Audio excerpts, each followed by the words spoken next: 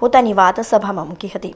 તો કોંગ્રેસના corporator Jha ભરવાડે budget પર કટાક્ષ અને આક્ષેપો કર્યા હતા અને એમના વિસ્તાર માટે skating ring, swimming pool, baby swimming pool વગેરેની માંગ કરી હતી। સાથે જ પહેલા સમાવિષ્ટ વિસ્તારોમાં કામ કરવામાં આવે અને ત્યારબાદ નવા સમાવિષ્ટ વિસ્તારોનું કામ હાથ ધરાય તેવું સૂચન પણ કર્યું હતું।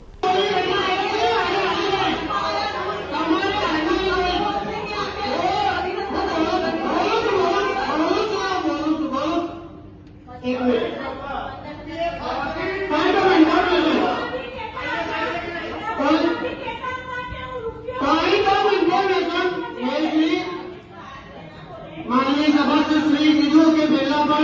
ग्रांटो आवती नहीं साची बात है एमां ए बिल्कुल साचा है ग्रांट आवती नहीं मैं होता मैं होता नहीं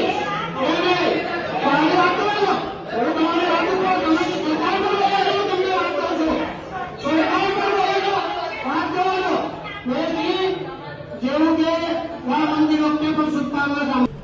આજે જ્યારે ગ્રીન સિટીની, ક્લીન સિટીની, સ્માર્ટ સિટીની વાતો કરી રહ્યા હોય અને મોટા મોટા સપના વડોદરા શહેરના નાગરિકોને બતાવી રહ્યા હોય સત્તાધીશો, ત્યારે મેં જે રજૂઆતો મુખ્ય કરી એમાં કરોડોનો ખર્ચો ડ્રેનેજ પાછળ, એસટીપી સુએજ ટ્રીટમેન્ટ પ્લાન્ટ બનાવવા પાછળ જ્યારે કરી રહ્યા હોય ત્યારે આજે પણ ભૂખી કાંસ જે અમારા નિઝામપુરા વિસ્તારમાંથી વહી રહી છે તેમાં 1.5-2 ફૂટ ગંધાતા અને મળવાળું પાણી વહી રહ્યું છે ત્યારે આખા વિસ્તારમાં ગંદકીનું સામ્રાજ્ય લાગે છે, મચ્છરોનો ત્રાસ વધી ગયો છે। બીજી વાત કે ડોર ટુ ડોરની ગાડીની ફરિયાદો, જ્યારે કરોડો રૂપિયા એક ઝોનમાં 1 કરોડ દર મહિને જ્યારે પગાર ચૂકવાતો હોય,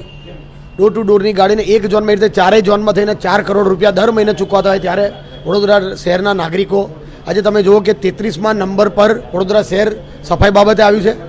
એની પણ મેં રજૂઆત કરી છે કે ડોર ટુ ડોરની ગાડીઓ ટાઈમસર આવતી નથી, રાહ નથી જોતા, રજા પાડે છે। વારંવાર એ લોકોને સમજાવવા પડે છે કે ભાઈ તમે દરરોજ આવો, તેમ છતાં ડોર ટુ ડોરની ગાડીઓ આવતી નથી। એના કારણે ઠેર ઠેર કચરાના ઢગલા થઈ ગયા છે।